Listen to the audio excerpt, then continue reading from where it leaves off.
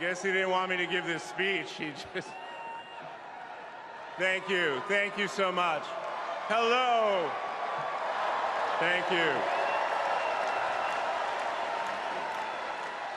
Hello to my big, beautiful, blended family up there. I love you so much. Aren't you proud of Cole? Wow. And a special shout out to my mother. I see you.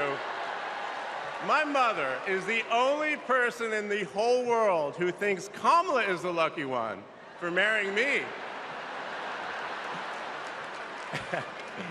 And to Kamala, who, well, we just saw where she is. She's out on the trail, listening to and talking with voters. Honey, I can't wait for you to come back to Chicago because we're having a great time here.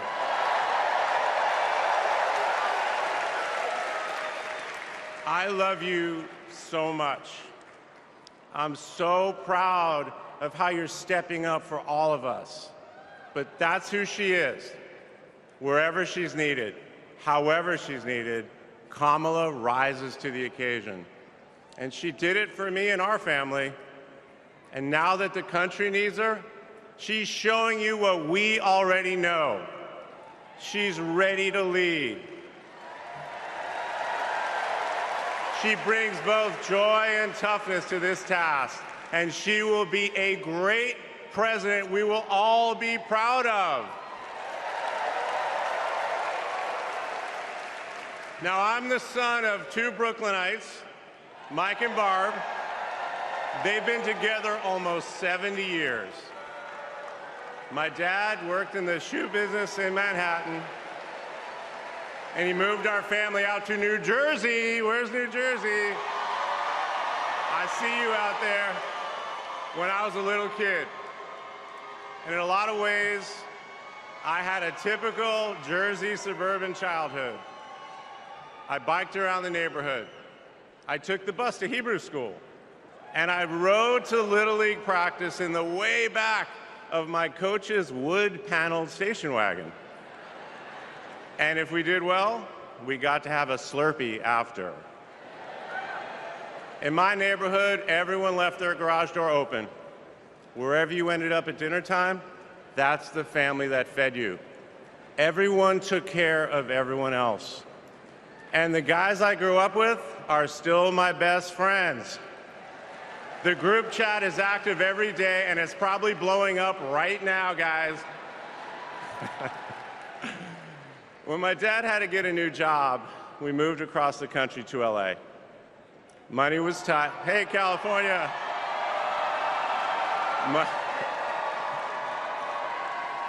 Money was tight, so I worked at McDonald's in high school for some extra cash. Not only was I Employee of the Month, but I still have the framed picture, which you just saw, and there was a ring, golden arches and all.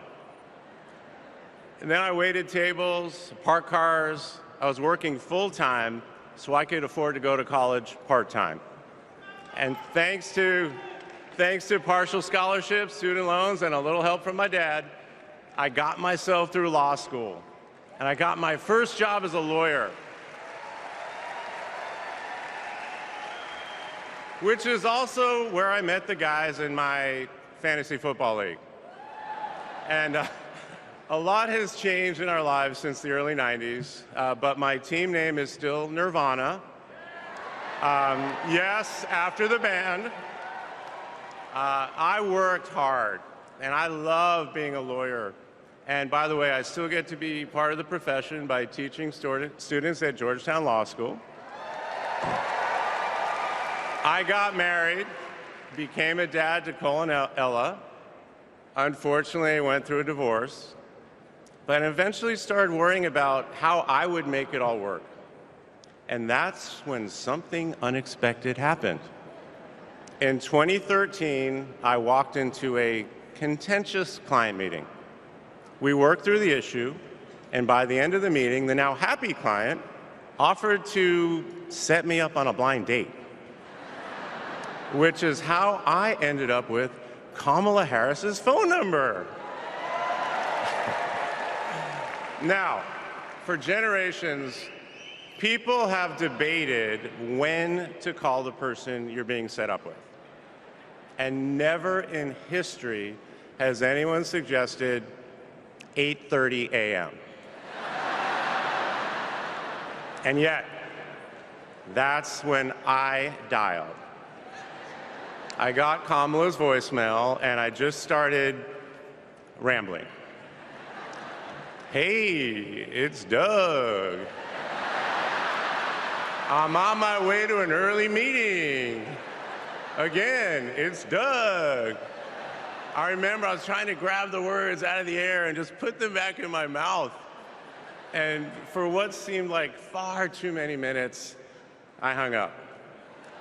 By the way, Kamala saved that voicemail, and she makes me listen to it on every anniversary.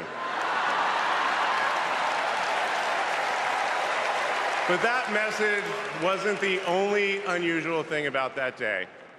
Now, Kamala, who normally would have been working hard at her office, just happened to be waiting at her apartment for a contractor to do some work on her kitchen. I was eating at my desk, which was not a regular occurrence for a busy lawyer like me who appreciated a good business lunch. But that's when she called me back. And we talked for an hour, and we laughed. Well, you know that laugh. I love that laugh.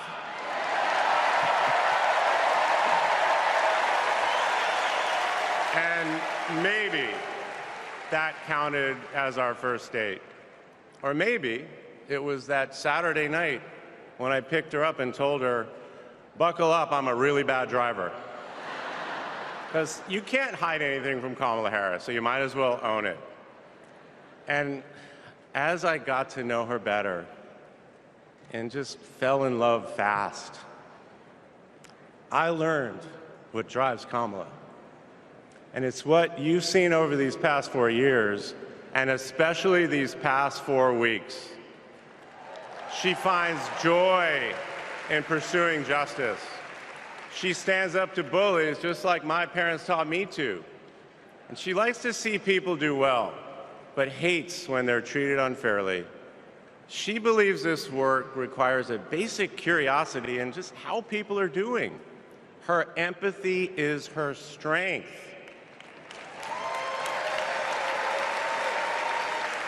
Over the past decade, Kamala has connected me more deeply to my faith, even though it's not the same as hers. She comes to synagogue with me for high holiday services, and I go to church with her for Easter.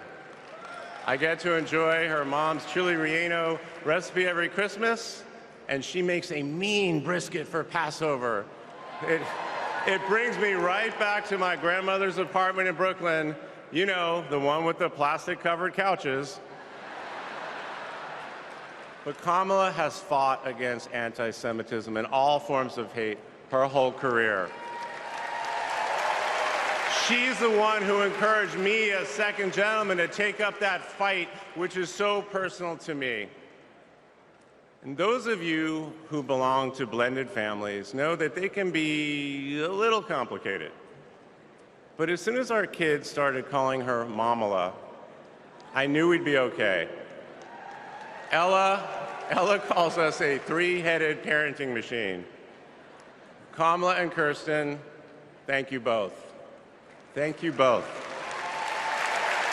for always putting your family and the kids first. Now, Cole and Ella's friends knew that when they'd come over for Sunday dinner with Mamala, it was going to be real talk. In between taking cooking instructions, they'd have to answer questions about what problem they wanted to solve in the world. They learned that you've always got to be prepared because Kamala is going to prosecute the case. And in the same breath that Cole and Greenlee told us that they were engaged, they asked Kamala to officiate their wedding. And in the same way that she always steps up when it matters, Kamala put so much time into those remarks, and she bound them in a book that matched her dark red dress, and then turned that into a gift for the happy couple. A few days ago, during this incredible time we're going through, there was a brief window when Kamala was back at home. And I saw her sitting on her favorite chair, and in the middle of a wild month, I just hoped that she was having a quiet moment to herself. But then I realized she was on the phone. And of course, my mind went to all the potential crises that the vice president could be dealing with. Was it domestic? Was it foreign? Was it campaign? I could see she was focused, and all I knew was that it must be something important. And it turns out it was. Ella had called her. That's Kamala. That's Kamala. Those kids are her priorities, and that scene was a perfect map of her heart. She's always been there for our children, and I know she'll always be there for yours too.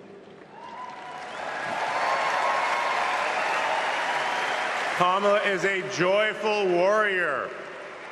It's doing for her country what she has always done for the people that she loves. Her passion will benefit all of us when she's our president. And here's the thing about joyful warriors. They're still warriors. And Kamala is as tough as it comes.